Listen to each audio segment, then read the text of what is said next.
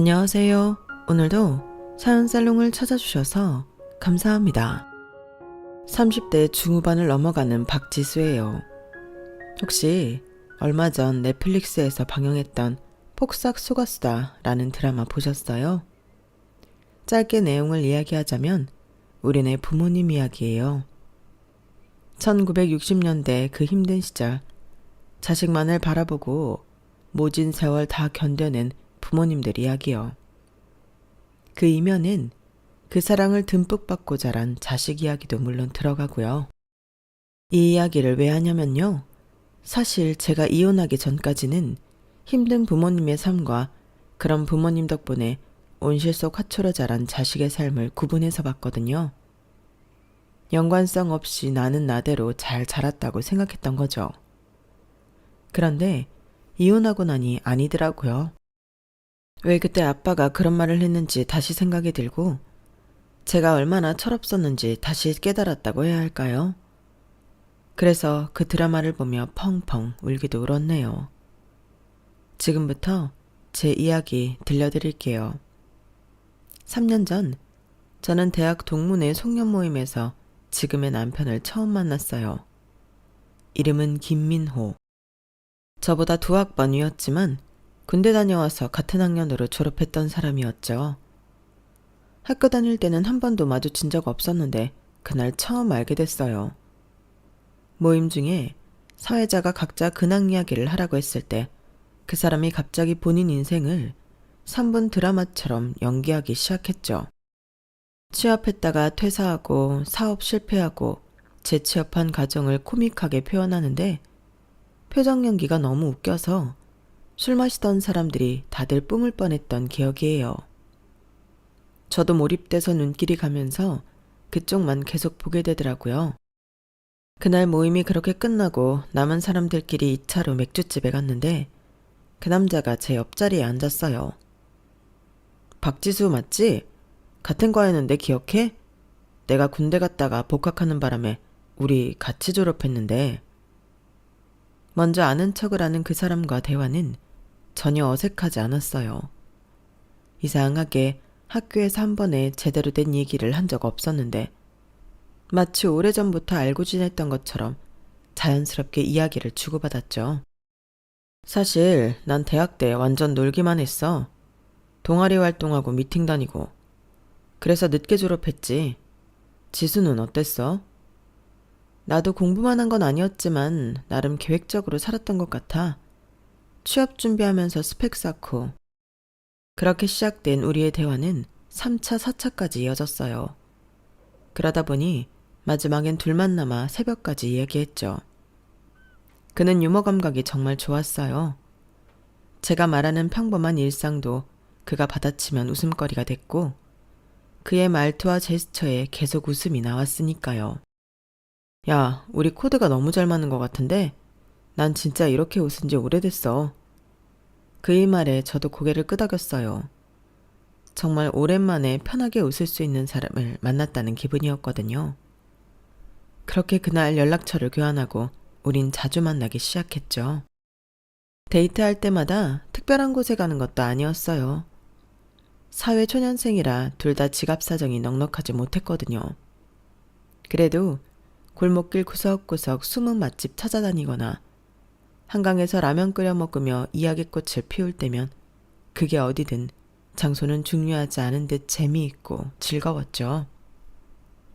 한 번은 비 오는 날 우산도 없이 편의점에서 컵라면 사 먹다가 홀딱 젖었는데 그것조차 추억으로 웃어 넘길 정도였으니까요. 너 같은 여자 정말 처음이야. 요즘 여자들은 데이트 코스도 인스타 감성 넘치는 카페나 비싼 레스토랑만 가자고 하는데 너는 골목 어기 포장마차에서도 행복해하니까 같이 있으면 정말 편해.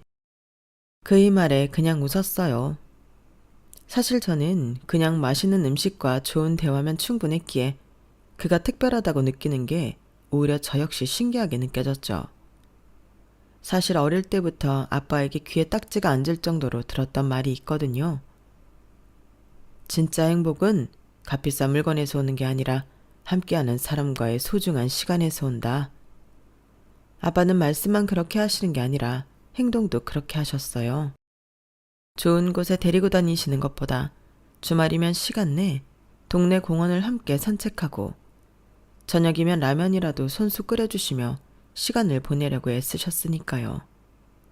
그 덕분에 저 역시 무엇이든 사람의 마음이 제일 중요하다는 걸 알며 자랐으니 저에겐 그다지 특별하지 않았죠. 난 오히려 자기가 더 신기해.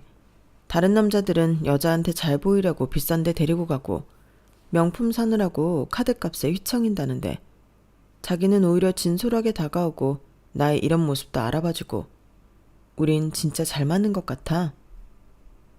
이렇게 데이트를 시작한 지 6개월 정도 됐을 때였어요. 저는 남친을 부모님께 소개했죠. 서로 생각도 비슷하고 계급 코드도 맞아 진지하게 결혼에 대한 생각이 들기 시작했거든요. 장인어른 장모님 처음 뵙겠습니다. 김민호라고 합니다. 지수랑 대학 동문회에서 만났어요. 식사 자리에서 민호는 광고회사에 다닌다며 자신의 일에 대해 이야기했어요.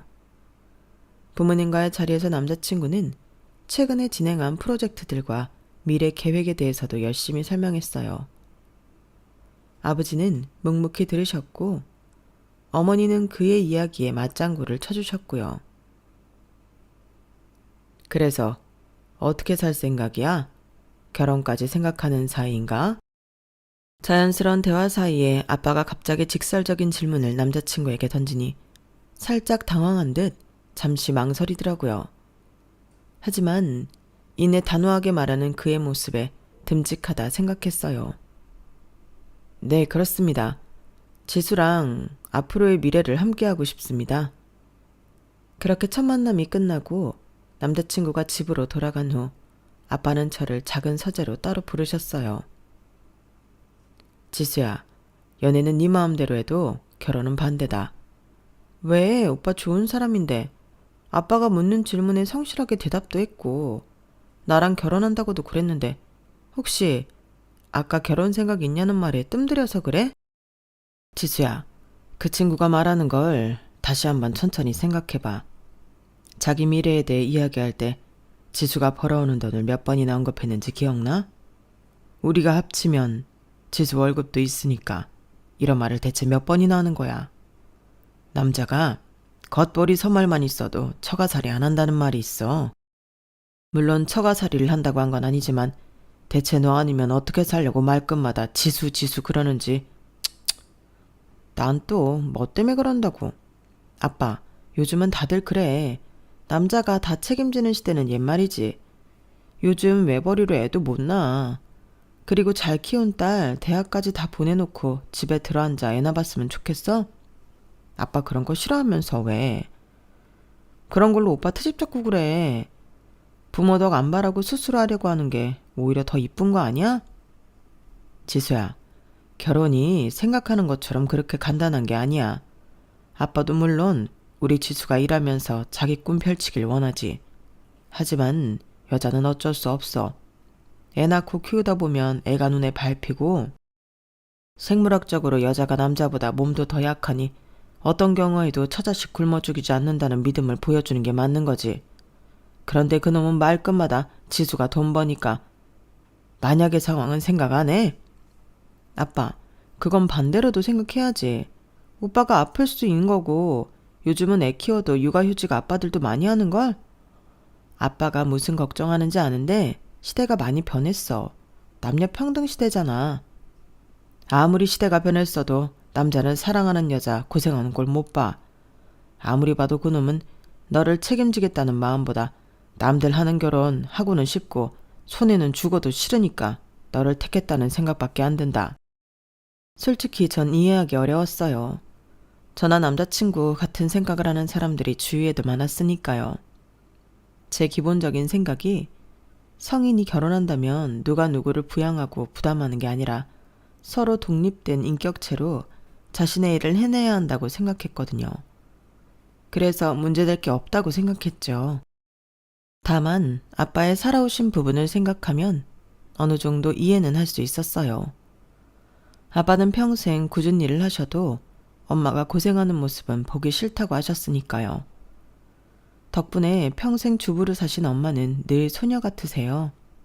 아빠는 아마 저도 그런 삶을 살길 원하셨을 거라 짐작했어요.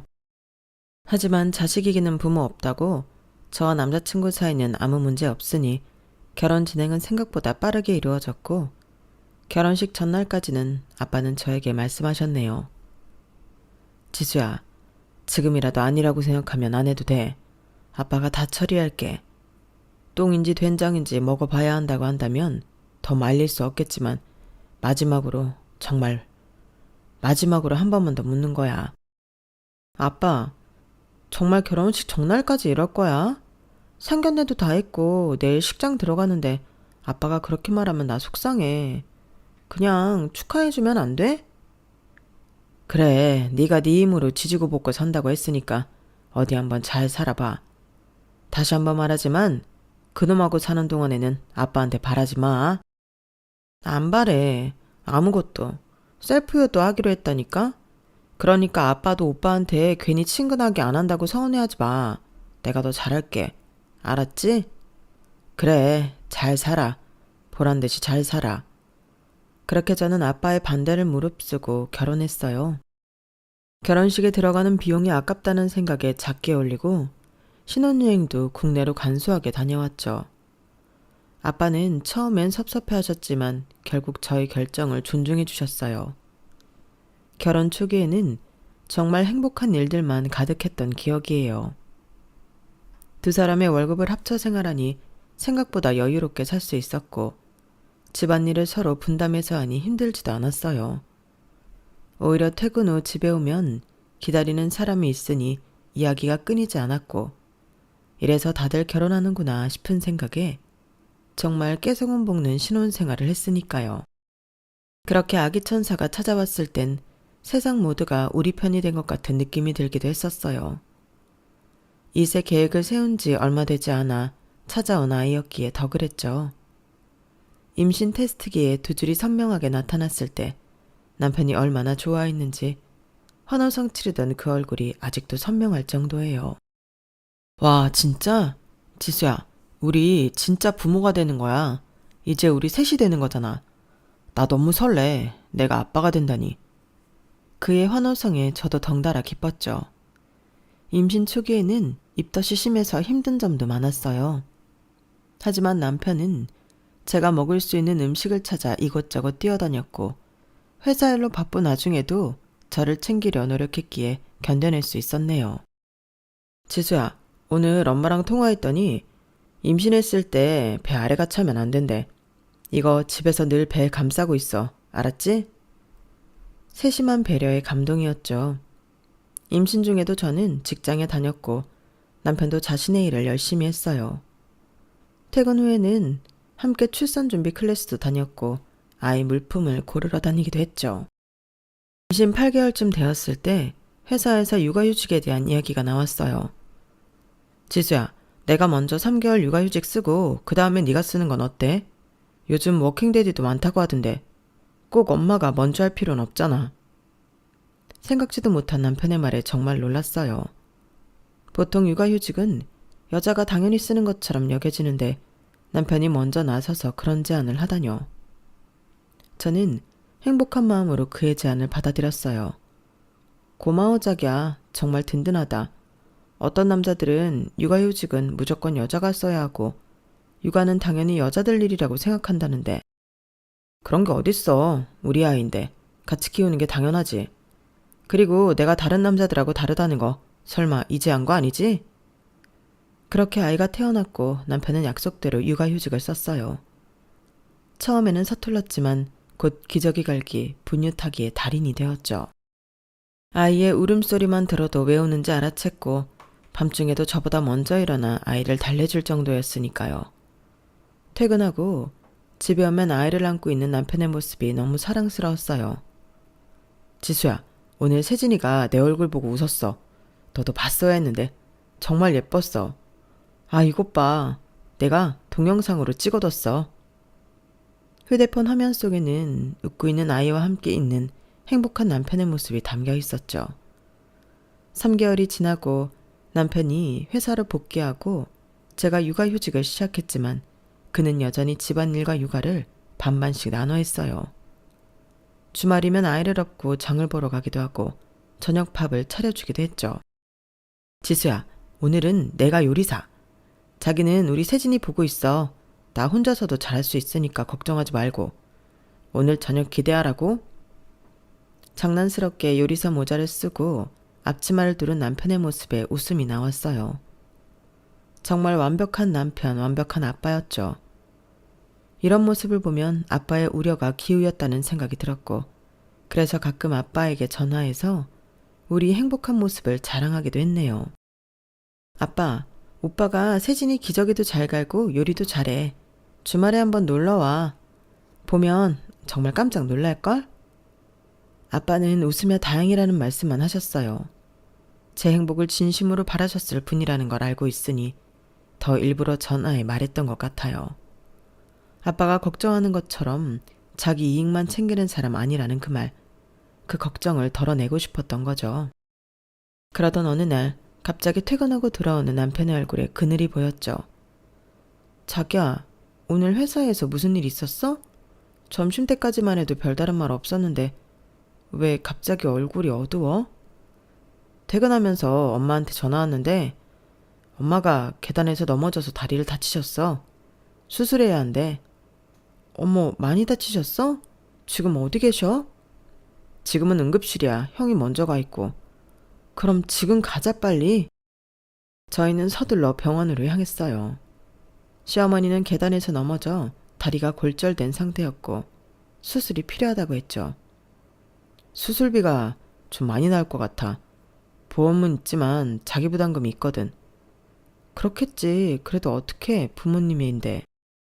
500만 원 정도 예상하는데 형이랑 이야기해야겠지만 간병인도 써야 해서 300 이상은 내야 할 텐데 우리 반반 부담하자. 그 말의 순간 멈칫했어요.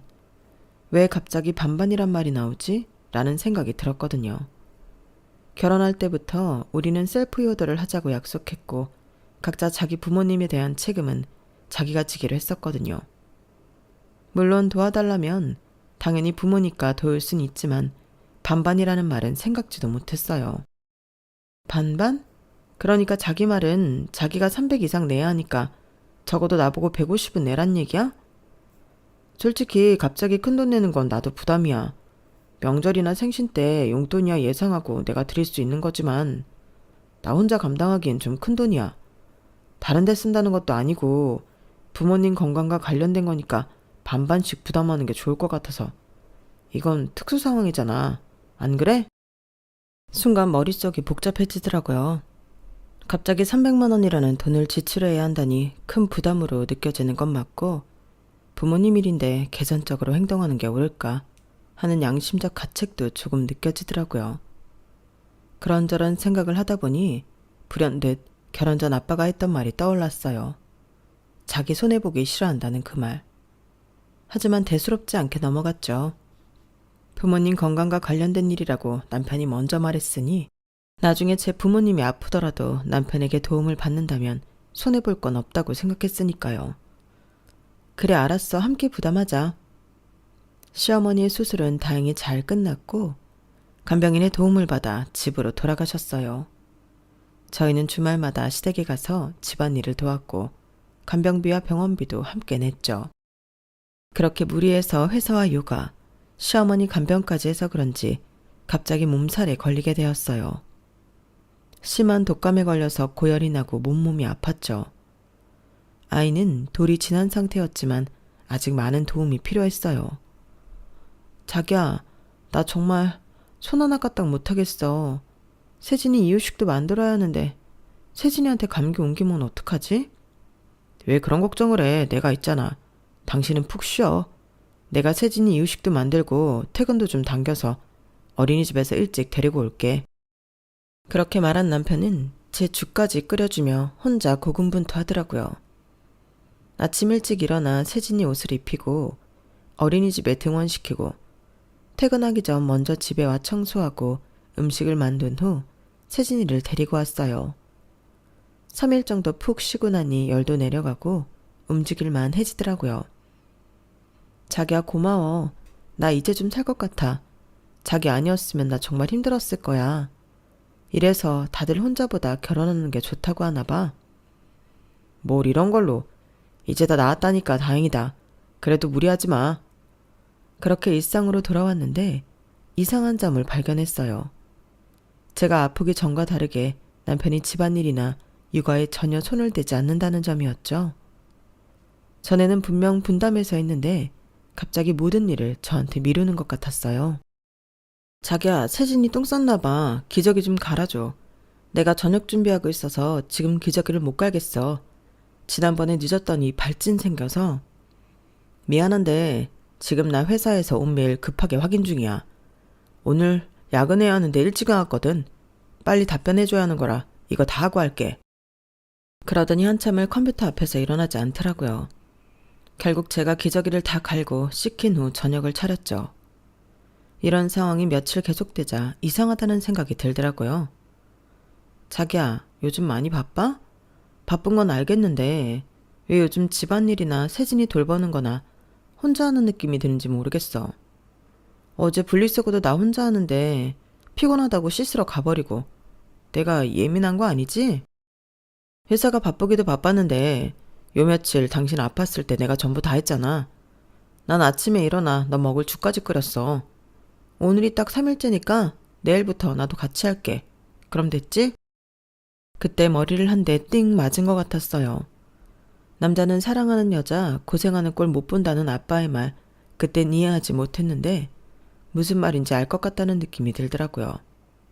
정말 기브앤테이크 딱 준 만큼 받는다는 건가? 싶은 생각이 머릿속에 자리 잡기 시작할 즈음 청약에 당첨되었어요. 경기도에 위치한 신도시로 35평 남양 아파트였고 단지 내 작은 공원도 있어 아이 키우기에 좋은 환경이었죠. 와, 드디어 우리 집이다. 신혼 때부터 모은 돈이 이렇게 쓰이는구나. 남편도 저도 기뻤어요. 이사 준비를 하면서 남편에게 느꼈던 서운한 감정들이 잊혀지고 새 집에 대한 기대감으로 가득 찼죠. 그렇게 이사 당일이 왔고 우리 새 가족은 설레는 마음으로 새 집으로 향했네요. 세진아, 이제 여기가 우리 집이야. 네 방도 따로 있고 놀이터도 가까이 있어. 그새 자란 아이는 아장아장 걸으며 집안 곳곳을 돌아다녔고 그 모습을 보며 남편과 저는 바닥에 층간소음 매트 먼저 구입해야겠다며 웃었던 기억이에요. 저희는 열심히 집을 정리하고 가구도 새로 사서 배치했죠. 특히 거실에는 고급스러운 원목 테이블과 의자를 들여놓았어요. 특별히 골랐던 것들이었죠. 이거 진짜 오래 쓸 수 있는 거래. 내구성도 좋고 1,000원 원목이라 환경에도 좋대. 비싸긴 하지만 품질은 확실해. 이사하고 며칠 뒤 아침 식사 중에 일이 벌어졌어요. 아이가 갑자기 인상을 쓰며 불편한 표정을 지었는데 저는 그 표정이 무엇을 뜻하는지 잘 알고 있었죠. 세진아 기다려. 엄마가 데려갈게. 화장실 가고 싶을 때 나오는 표정이라 저는 아이를 급히 안아 화장실로 데려가려 했는데 그 과정에서 의자가 뒤로 넘어지며 바닥에 쿵 하고 떨어졌어요. 강화마루 바닥이 의자 모서리에 찍히는 소리가 났죠. 뭐야? 지수야, 조심 좀 해. 바닥에 기스나면 지워지지도 않는 거 몰라서 그래? 남편의 목소리가 예상외로 날카로웠어요. 아이가 더 급한 상황이라 일단 화장실로 데려갔고 돌아와서 바닥을 확인했죠. 작게 패인 자국이 있었지만 심각한 정도는 아니었어요. 세진이가 급해서 가다 보니 그럴 수 있지. 크게 상한 것 같지도 않은데 아침부터 왜 큰 소리 내고 그래. 서로 기분 나쁘게. 그게 상한 것 같지 않다고? 이게 얼마나 비싼 마루인지 알아? 방금 이사 와서 벌써 이렇게 망가뜨리면 어떡해. 앞으로 못해도 이 집에서 10년을 살아야 하는데 이사 온 지 며칠 되었다고 벌써 중고로 만들어버리려고 그래. 아, 진짜 복원하는 방법 같은 건 없나? 그렇게 말하던 남편은 아침밥을 먹다 말고 핸드폰을 들고 바닥에 앉아 패인 자국을 이리 보고 저리 보더라고요. 전 그런 남편 반응이 과하다고 느꼈어요. 물론 새 집이니 조심해야 하지만 아이가 있는 집은 이런 일이 생길 수 있는 거잖아요. 그런데 며칠 후 비슷한 일이 또 생겼어요. 세진이가 장난감을 던졌는데 그게 벽에 부딪혀 작은 자국을 남겼죠. 세진아, 아빠가 몇 번을 말해. 장난감 던지면 바닥에 찍힌다고. 싼장판이랑 다르게 마루는 계속 자국이 남는다고. 자기야, 세진이가 장난감을 던진 건 잘못한 게 맞아. 그건 주의를 줘야 하는 거야. 그런데 그걸로 인해 마룻바닥에 자국이 남는다고 애를 그렇게 혼낼 일이야? 집은 소모품이야. 살다 보면 찍히고 긁힐 수 있는 거지. 그럴 때마다 이렇게 붙잡고 한 소리 해야 해? 소모품? 이 집에 들여오려고 내가 얼마나 힘들게 돈을 모았는데 그런 소리를 쉽게 해. 돈? 자기만 모은 거 아니잖아. 우리 똑같이 모은 돈으로 산 거야. 우리 둘이 함께 벌어서 산 돈인데 왜 내가 당신 눈치를 봐야 해? 눈치? 힘들게 번 돈으로 산 집이니까 아끼자는 게 그렇게 눈치 볼 일이야? 당신이 그렇게 생각하니까 우리 세진이가 뭘 보고 자라겠어? 난 규칙을 가르치는 것뿐이야. 이야기는 점점 감정 싸움으로 번졌어요. 집이라는 물건을 아끼는 것과 아이의 행동에 대한 교육 방식까지 연결되면서요. 그날 밤 저는 침대에 누워 생각에 잠겼어요. 신혼 때는 분명 서로 비슷한 가치관을 가지고 있다고 생각했는데 시간이 지날수록 민호의 본 모습이 드러나는 것 같았어요. 아빠가 걱정했던 그 모습들이 하나둘씩 현실이 되고 있는 건 아닐까 머릿속이 복잡했죠. 생각해보니 이런 일만 있었던 게 아니었어요. 임신하고 우리는 중고차를 구입했었는데요. 당시 새 차를 살 여유는 없었고 아이가 태어나면 차가 필요할 것 같아서 상태 좋은 중고차를 찾아 여기저기 돌아다녔던 기억이 나요. 이 차가 가격도 적당하고 상태도 괜찮아 보이는데 어때? 차를 구입하고 난 후 남편은 그 차를 마치 새 차인 것처럼 관리했어요. 차는 관리하면 할수록 더 오래 타고 가족들이 안전하다는 말에 저도 내심 싫지 않았던 것 같아요. 그런데 생각해보면 좀 과했던 거죠. 새 차는 기본이고 실내에 작은 흠집 하나 생기는 것도 용납하지 않았거든요. 자기야, 임신 때문에 주전부리하고 싶은 마음은 아는데 차 안에서는 과자 먹지 말아줘. 부스러기 떨어지면 청소하기 힘들어. 그땐 자기 물건에 애착이 강한 사람이라고 생각했어요. 차 관리를 잘해야 나중에 중고로 팔아도 값을 쳐준다는 말에 노력하는 모습이 왜 그때 멋있다고 생각했는지 모르겠어요. 하지만 이제 보니 그가 물건을 아끼는 이유는 단순한 애착이 아니라 손해보는 것을 극도로 싫어하는 성격 때문이었던 거예요. 시부모님 병원비는 반반 부담하자고 하면서 제가 아플 때 도와주는 건 나중에 받아내야 할 빚처럼 여기고 집이나 차 같은 물건은 자신의 재산으로 여겨 지나치게 소중히 여기는 모습이 아빠가 걱정해서 모습들인가 싶었던 거예요. 그렇게 시간이 흐르던 중 친정아빠의 칠순이 다가왔어요. 날짜를 확인하고 저는 고민에 빠졌죠. 아빠에게 특별한 선물을 해드리고 싶었거든요. 여러 가지 생각을 하다가 문득 좋은 아이디어가 떠올랐어요. 해외여행. 아빠는 평생 일만 하시느라 한 번도 비행기를 타본 적이 없으셨어요. 건강하실 때 좋은 곳도 구경시켜드리고 싶었죠. 시간이 지나면 더 여유가 생기겠지만 그때까지 아빠 건강이 보장되리라는 법은 없었으니까요. 인터넷으로 여행 정보를 찾아보며 계획을 세우고 저녁에 남편에게 말을 꺼냈어요. 자기야, 아빠 칠순 다가오는데 잔치 크게 하는 것보다 해외여행을 보내드리는 게 나을 것 같아. 요즘 가족끼리 하는 추세기도 하고 생각해보니 아빠가 평생 비행기 한번 못 타보셨더라고. 더 나이 들어서 가면 힘들기만 하고 그래도 아직 정정하시니까 더 늦기 전에 다녀오면 좋을 것 같아. 핑계김에 우리도 함께 해외여행하고 좋잖아. 안 그래? 뭐? 장인어른 칠순에 해외여행을 보내드리자고? 비행기 값이 얼마인지 알고 하는 소리지? 아버님 생신이 휴가철이라 비행기값 완전 성수기인 거 알고는 있어? 동남아 쪽으로 다녀오더라도 아무리 싸야 인당 비행기 값이 50만 원인데 우리끼리 가면 어른만 4명이야. 비행기 값만 200만 원이라고. 해외여행이 다 그렇지 뭐. 어른들 모시고 가는데 좋은 계절에 좋은 곳 가려면 비행기 숙박 다 저렴한 건 없더라. 우리 아빠가 앞으로 사실 날 중에서 제일 건강할 때가 칠순이잖아. 그러니까 비싸도 가는 게 좋을 것 같아. 비싸도 가는 게 좋다고? 말 나왔으니까 하는 소린데 숙박은? 당신 말대로라면 숙박도 싼 데서 묵을 수 없잖아. 안 그래? 장모님 장인어른하고 불편하니 한 방에서 지낼 수도 없는 노릇이고. 세진이야, 어려서 베드 하나 추가한다 쳐도 방도 2개 잡아야 하는데 숙박비에 비행기 먹는 것까지 생각하면 돈 1,000만 원 우습게 깨지겠네. 남편의 반응에 순간 말문이 막혔어요. 아빠의 생일을 축하하는 마음으로 제안한 거였는데 남편은 바로 돈 계산부터 하고 있었거든요. 근데 뭐 솔직히 비행기값, 숙박비, 먹는 거 뭐든 반은 우리 가족이 해외여행 간다고 하더라도 쓰는 돈 아니야? 솔직히 1,000만 원 쓴다고 해도 반이면 500인데 다른 생신도 아니고 칠순인데 500도 안 해드리려고 했어? 뭐? 돈 500은 네 집 걔 이름이야? 아니, 무슨 여자가 돈 1, 200을 쉽게 생각해. 당신 돈 있어? 아무렇지 않아? 형편에 맞게 가야지. 황새가 뱁새 쫓아가려다가 가랑이 찢어진다고. 당신 속담 몰라? 뭐야? 자기 설마 내가 돈 반반씩 부담하자고 할거봐 미리 선수 치는 거야? 됐어. 당신 보고 여행 경비 부담하라는 소리 안 할 테니까 해외여행 가지 말라는 소린 그만해. 당신 그게 무슨 말이야.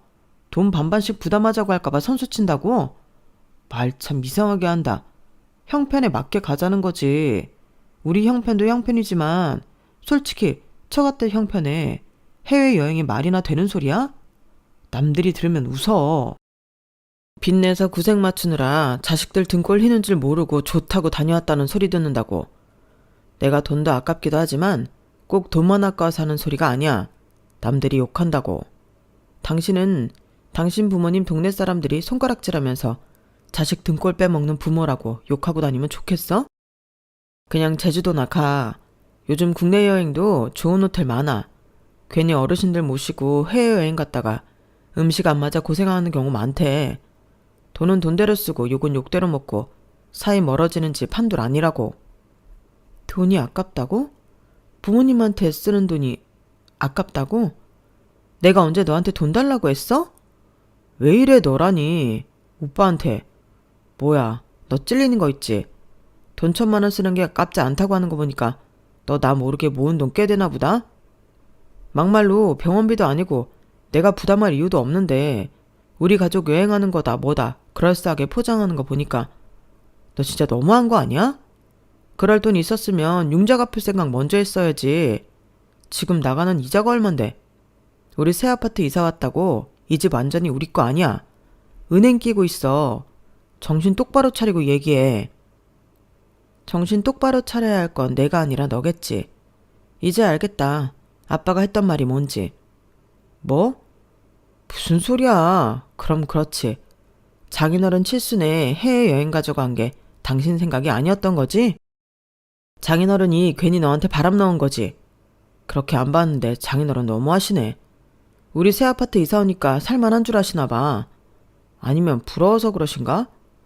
아니 그렇잖아. 평생 당신은 다 쓰러져가는 빌라에 사니까 새 아파트 분양받았으니 부자 된 줄 아시는 거 아니냐고. 그러지 않고서야 지금까지 사치 안 부린 네가 해외여행 소리가 나올 리 없지. 난 또 괜히 걱정했네. 장인어른 정말 너무했다. 기가 차더라고요. 제 속에서 참고 있던 분노가 폭발하고 말았죠. 그동안 제가 얼마나 눈을 감고 있었던 건지, 그리고 아빠가 얼마나 명확하게 보고 있었는지 제대로 한 방 먹으면서 깨달았으니까요. 네가 참 대단하다. 내 부모님을 그렇게 함부로 말하다니. 제정신이라면 배우자 부모를 그렇게 말하지 않겠지. 처가 예쁘면 처갓집 말뚝에도 절한다는데 너는 내가 얼마나 웃으면 우리 부모님을 욕하냐? 나는 내 아빠 칠순에 평생 한 번도 못 가본 해외여행 보내드리고 싶다고 말했을 뿐인데 네 입에서는 부자, 사치, 형편, 이자 이런 말들만 나오네.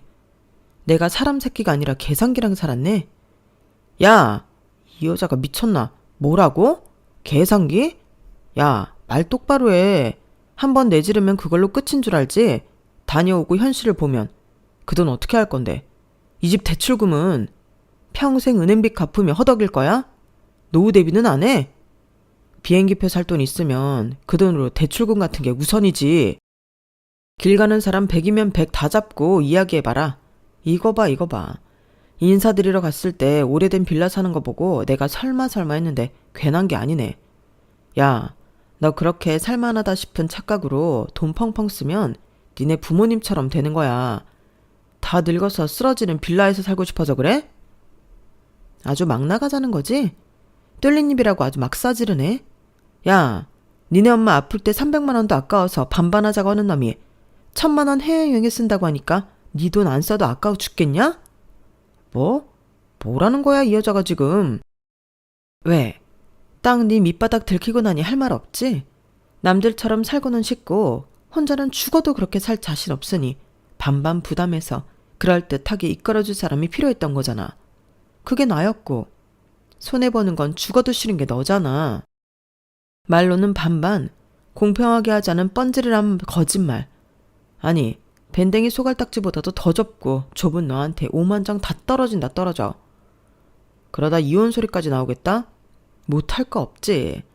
아빠가 그토록 너에 대해 경고했는데 못 알아먹은 내가 등신이지. 내가 내 발등 찍었지. 이건 또 뭔 소리야. 해외여행 가고 싶다고 네 여파에 바람 넣는 것들은 모자라 날 반대하셨다고? 그래, 너 처음 본 날 그러시더라. 말끝마다 지수 월급 받으면 지수 일하니까 이 소리 하는데 이놈은 너 돈 버니까 결혼하는 거라고. 손해보는 건 죽어도 싫어하고 날 죽을 때까지 책임져 줄 놈은 아니니까 연애만 하라고. 그때 그 말 들었으면 내가 우리 아빠 칠순에 해외여행 내 돈 모아 보내드린다는데 거지 같은 이놈한테 이런 소리도 안 들었지. 저는 더 이상 말할 필요를 느끼지 못했어요. 방으로 들어가 여행값을 꺼내 필요한 물건들을 급하게 넣기 시작했죠. 남편은 뒤따라와 계속 소리를 질렀어요. 이혼? 이딴 걸로 이혼한다고? 당신 제정신이야? 돈 얘기 좀 했다고 이혼이라니. 이혼 사유가 뭔지는 알고 있어? 그런 건 법원에서도 인정도 안 해. 뭐 하는 거야? 지금 진짜 나갈 생각이야? 그냥 좀 싸운 거지 이혼할 이유가 되겠어? 네가 지금 실수하고 있는 거야. 좋은 말 할 때 가방 내려놔. 지금 내려놓으면 내가 그래도 오빠니까 봐준다. 이대로 가방 싸서 나가는 순간 나도 너 안 봐줘. 이혼하면 너만 손해지. 난 손해볼 것도 없어. 세상 천지 이런 이유로 이혼한 여자 누가 받아나 주겠어? 짐 싸는 내내 이런 남자였나 싶더라고요. 좋았던 날들이 머릿속으로 스쳐가며 그 모습이 자신이 손해보는 게 없으니 나왔던 행동이라는 게 서글프더라고요. 아빠 말 들을걸. 그 생각이 머릿속에 계속 차오르니 눈물이 멈추지 않았어요. 야, 박지수. 울어? 당황스러운 게 누군데 울어? 잘 생각해봐. 이게 다 장인어른 때문이잖아. 이런 거 가지고 이혼하는 집이 어딨냐고. 그냥 딱 잘라 아니라고 하면 되잖아. 당신이 못하면 내가 할게. 형편에 맞게 가자고 했을 뿐인데 돈 보태주실 것도 아니면서 왜 이러시냐고 말하면 알아들으시겠지. 자식 갈라서는 걸 보시면서까지 해외여행 가고 싶으시겠냐고. 칠순이 뭐 대수라고. 세진이를 안고 현관문을 열면서 마지막으로 돌아봤어요. 잘 들어. 난 계획대로 내가 지금까지 모은 비상금으로 아빠 모시고 해외여행 다녀올 거야. 그리고 오는 대로 너랑 이혼할 거니까 서류나 준비해. 합의 이혼 안 하면 변호사 선임해서 재판이라도 할 테니까 그런 줄 알아. 남편은 끝까지 소리를 질렀어요. 너 후회할 거야. 나중에 돈 없어서 빌빌거릴 때 누구한테 손 벌릴 건데. 이게 다 장인어른 때문이야. 네가 지금 정상이 아니야. 그 소리를 뒤로하고 저는 세진이와 함께 집을 나왔어요. 택시를 타고 친정으로 향하면서 마음은 무거웠지만 동시에 오랜만에 느끼는 해방감도 있었죠. 마치 평생 메고 있던 무거운 짐을 내려놓은 것 같았어요. 친정에 도착했을 때 아빠는 문 앞에서 저를 보시더니 놀라셨지만 이내 아무 말도 없이 안아주셨죠. 마치 이미 다 알고 계셨던 것처럼요. 아빠는 그저 제 등을 토닥이며 말씀하셨어요. 괜찮다 지수야. 네가 스스로 깨달았으니까 이제 앞만 보면 돼. 그렇게 저는 친정아빠를 모시고 하와이로 여행을 떠났어요. 부모님과 세진이 그리고 저. 넷이서 떠난 여행은 부모님에게도 세진이에게도 저에게도 큰 선물이 되었죠. 평생 일만 하며 살아오신 아빠가 처음으로 비행기를 타고 푸른 바다를 보시는 모습은 제게 큰 감동이었어요. 지수야, 세상이 이렇게 넓구나. 평생 일만 하다 보니 이런 걸 못 봤네. 아빠의 눈가에 맺힌 눈물을 보며 그리고 아빠의 손을 살포시 잡는 엄마를 보며 제가 내린 결정이 옳았다는 확신이 들었어요. 세진이도 처음 보는 바다와 야자수에 신이 나서 뛰어다녔고 저는 오랜만에 마음의 평화를 느꼈죠. 여행에서 돌아온 지 한 달 후 남편과 법원 앞에서 만나기로 했어요. 이혼 서류에 도장을 찍기 위한 마지막 절차였죠. 멀리서 남편이 오는 모습이 보였어요. 예전보다 훨씬 깔끔하게 차려입고 온 그를 보니 씁쓸한 웃음이 나왔네요. 지수야, 생각 많이 했어? 남편은 마치 제게 큰 은혜를 베푸는 것처럼 말을 이어갔어요. 지금이라도 미안하다고 말하면 이미 다녀온 거 뭐라고 하지 않을 테니까. 이게 마지막 기회야. 기회 좋아하시네. 난 아쉬울 거 없어. 서류에 도장만 찍고 가자. 법원에서의 절차는 생각보다 빨리 끝났어요. 이혼 서류에 서명하고 나오는 길. 주차장 쪽으로 향하는 저를 남편이 뒤따라 나왔어요. 택시 타려면 저쪽으로 가야 하는데? 여자들 자존심이 그래? 괜히 아무렇지 않은 척하면 뭐가 달라? 발걸음을 재촉했지만 그는 계속 따라오며 말을 이었어요. 이혼 서류에 도장 찍었지만 지금이라도 마음 변했으면 말해. 너그럽게 용서해줄게. 세진이는 잘못 없잖아. 아무리 세상이 변했어도 여자 혼자 애 키우면서 살기 팍팍하다고. 오빠가 너그러운 마음으로 말할 때 못 이기는 척 해야지. 여자가 그런 맛도 없냐? 계속되는 그의 말을 무시하고 주차장으로 걸어가 차 키를 꺼내 삑 하는 소리와 함께 차량 문을 열었어요. 너 차 샀어? 남편의 놀란 목소리가 들렸어요. 그의 눈이 커진 것이 보였죠. 어디서 무슨 돈이 나서? 뭐야, 설마 로또에 당첨됐던 거야? 그래서 장인어른 칠순 여행 보내준다고 말했던 거고? 뭔가 아다리가 딱딱 맞네. 그래서 이혼도 지른 거구나. 그 돈 혼자 다 헤쳐먹으려고. 그는 흥분해서 말을 이어갔어요. 너 이거 법원에 말하면 로또 당첨금 반반 되는 거야. 이거 혼인 중 취득한 재산이라고. 그의 말에 피식 웃음이 나왔어요. 착각하지 마. 아빠가 너 같은 쓰레기랑 이혼 잘했다고 나에게 주신 선물이야. 뭐? 지금 그 말을 믿으라고? 오래된 빌라에 사시는 양반이 로또라도 맞았대? 그렇다고 멀쩡히 잘 사는 딸 자식 이혼시키고 차를 사주는 게 말이 돼? 왜 말이 안 돼? 아빠가 이혼 잘했다고 그 빌라 단지 다 놔주신댔는데. 이혼 서류에 도장 찍기 전에 증여하면 괜히 재산 문제 복잡하다고 너랑 이혼 마무리하면 빨리 넘어오라고 하셨어. 나 가봐야 해. 그만 잡아. 뭐? 남편의 눈이 더 커졌어요. 제 말을 이해하지 못한 듯 했죠. 아, 몰랐구나. 아빠가 사는 그 빌라, 그 단지 다 아빠 명이야. 아빠가 왜 이사도 안 가고 거기 사시냐고 했지? 거기가 우리 아빠 삶의 일부니까. 무슨 소리야. 그 빌라 단지가 5동인데.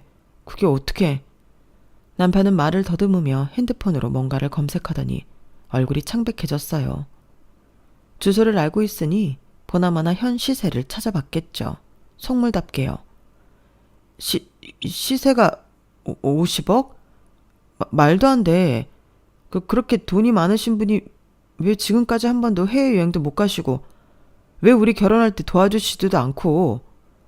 왜냐고? 아빠가 너랑 결혼하는 이상 10원 한 장도 도움 바라지 말라고 하셨거든. 아빠가 평생 엄마 힘들게 사는 거 보기 싫다고 이 약물고 임대사업 하시면서 자수성가하셔서 일궈낸 성과시니까. 당신이 직접 관리하면서 거주하시는 쪽을 택했던 거지. 네가 볼 때 그 하찮아 보이는 그 오래된 빌라에서 말이야. 사실이야? 저 정말이냐고. 아니지. 뭐야. 뭐든 왜 그런 걸 말 안 했어. 남편은 혼란스러운 표정으로 말을 더듬었어요. 아니지. 지금까지 말 안 한 건 그래. 그럴 수 있다고 쳐. 뭐야. 그런 사실을 미리 언질이라도 했으면. 장인어른, 아니 아버님 해외여행 가는 거 가지고 내가 뭐라고 했겠어? 해마다 해외여행 모시고 간다고 해도 내가 당연히 오케이 했지. 그래, 그랬겠지. 네 눈에는 돈만 보였을 테니까. 무슨 소리야. 내가 전에도 말했지만 형편에 맞게 하자는 거였지. 아버님 형편이 그렇다면 우리도 그럴 자격이 충분히 되는 거잖아. 50억이면 나 회사 당장 관두고 빌라 관리해야겠다. 아버님 지금까지 혼자 관리하시느라 힘드셨을 거 아니야. 70이면 이제 은퇴하시고 쉬실 때도 됐지. 안 그래? 자기야, 이대로 간다고? 우리 다시 얘기 좀 하자. 내가 말이 좀 심했던 것 같아. 자기야, 안 비켜? 비켜. 확 밟고 가버리기 전에. 안 돼. 차라리 나 확 치고 가. 못하지? 거봐. 아직 나 사랑하는 거잖아. 우리가 잠시 제정신이 아니었던 거야. 사실 우리 사이 좋았잖아. 서로 분담해서 가정도 잘 꾸려왔고. 다시 잘해보자. 응? 앞으로 너 손 하나 까딱 안 해도 돼. 세진이도 다 내가 키우고 집안일도 다 내가 할게. 우리 다시 잘해보자. 어? 차에 타고 가려는데 계속 차 밖에서 창문을 두드리며 말을 걸더니 안 되겠는지 차 앞에 드러눕더라고요. 아주 인간의 밑바닥 끝까지 보여준다는 생각에 기어를 브레이크에 걸어둔 채 엑셀을 밟았죠. 그랬더니 그 소리에 쫄아서 벌떡 일어나 옆으로 비키더라고요.